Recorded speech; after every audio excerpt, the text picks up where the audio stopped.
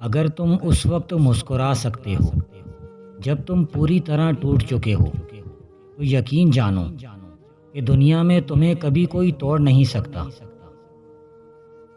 اگر کوئی یہ کوشش کرتا ہے کہ سب اسے اچھا سمجھیں تو وہ بیوقوفوں کا سردار ہے۔ تمہارے خیال میں اگر کوئی راتوں رات کامیاب ہو گیا ہے تو دوبارہ غور سے دیکھو، ایسا بالکل بھی نہیں۔ کسی خاندان کے برباد ہونے کی سب سے اہم وجہ بدتمیز خاتون کی اس پر حکمرانی ہے۔ ہر بات کو سنتے ہی یقین مت کر لیا کرو، کیونکہ جھوٹ سچ سے زیادہ جلدی پھیلتا ہے۔ کسی کم عقل کے سامنے اپنی عقل کے مظاہرے سے باز رہنا بڑے انسان کی نشانی ہے۔ جاہلوں پر حکمرانی چاہتے ہو تو مذہب کا غلاف اوڑھ لو۔ جہاں روٹی مزدور کی تنخواہ سے مہنگی ہو جائے وہاں دو چیزیں سستی ہو جاتی ہیں، عورت کی عزت اور مرد کی غیرت۔ زبردستی کی نزدیکیوں سے سکون کی دوریاں بہتر ہیں۔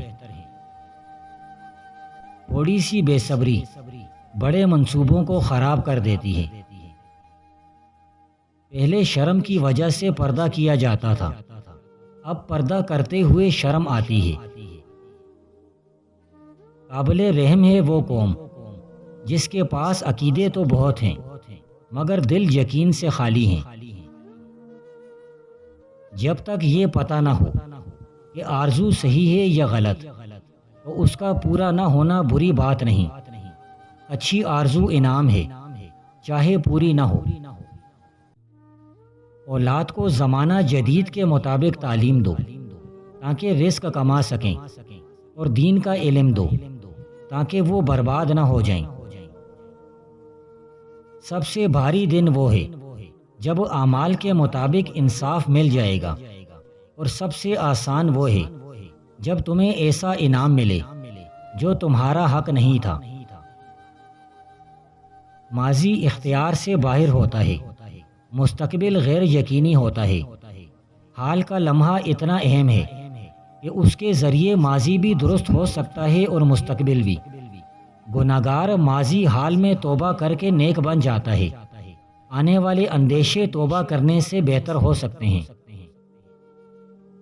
کسی پسندیدہ چیز کے چھن جانے یا کسی ناپسندیدہ چیز کے آ جانے کو خوف کہتے ہیں۔ جو بندہ ہر وقت ایک ہی خیال میں رہے اسے نہ آنے والے واقعات کا ڈر ہے اور نہ ماضی میں ہونے والے عمل کا۔